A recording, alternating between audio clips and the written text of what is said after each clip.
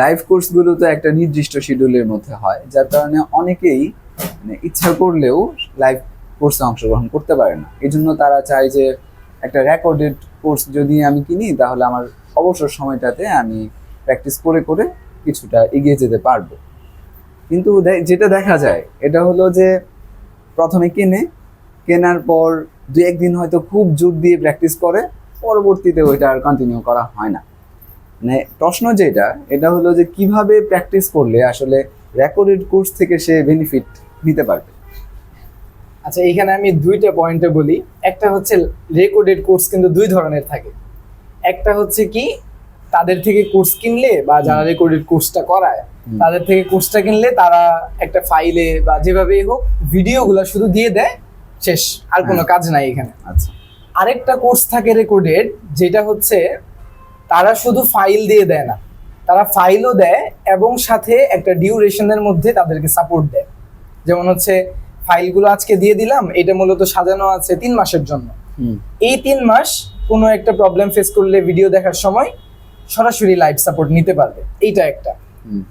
তো এই ক্ষেত্রে দেখা যায় যে স্টুডেন্টরা মানে দ্বিতীয় যেটা বললাম এটাতে সাপোর্ট যেহেতু পাচ্ছে, তো অবশ্যই এটাতে আউটপুট ভালো আসবে।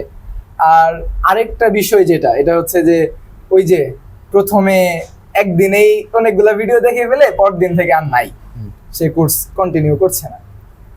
তো এই ক্ষেত্রে আমরা যেটা আমাদের কোর্সে সাজেশন দেই স্টুডেন্টদেরকে, সেটা হচ্ছে যে আপনি একটা ভিডিও একদিন দেখেন, ভিডিও হোক ছোট হোক 20 মিনিট 40 মিনিট, কিন্তু এই একটা ভিডিও আপনি আজকে দেখেন, আর কোনো ভিডিও দেখা দরকার নাই।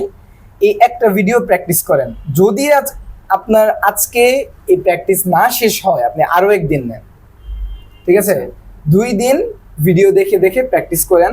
আর যখন এই ভিডিওর সম্পূর্ণ প্র্যাকটিস করা শেষ, দেন হচ্ছে আপনি আরেকটা ভিডিও স্টার্ট করেন। আচ্ছা, এইভাবে যদি প্র্যাকটিস করে তাহলে তো ওই নির্দিষ্ট যে ডিউরেশন, যে 3 মাস সময়, তাহলে এই সময়ের মধ্যে তো তার প্র্যাকটিস করা শেষ হবে না, তখন সে বাকিগুলো শিখবে কিভাবে? যদি তাদের শেখা এই ডিউরেশনের মধ্যে কমপ্লিট না হয়, তাহলে কিন্তু আমাদের যেই রেকর্ডেড কোর্সগুলো থাকে আমরা কিন্তু সবসময় সাপোর্ট দেই। এমন না যে 3 মাস শেষ হয়ে গেছে তো তার পরবর্তীতে স্টুডেন্টরা একটা ভিডিও দেখে কোনো প্রবলেম ফেস করছে, আমাদের সাথে যোগাযোগ করছে, আমরা সাপোর্ট দিচ্ছি না, এরকম কিন্তু কখনো হয় না। আমরা কিন্তু তাদেরকে মানে যদিও সে পরবর্তীতে আমাদের সাথে যোগাযোগ করছে তারপরেও কিন্তু আমরা তাদেরকে বিষয়টা বুঝিয়ে দিই। আচ্ছা, তাহলে এই ডিউরেশনটা হলো তারা যেন একটু গুরুত্ব দিয়ে এই সময়টার মধ্যে শেষ করার চেষ্টা করে। এই জন্য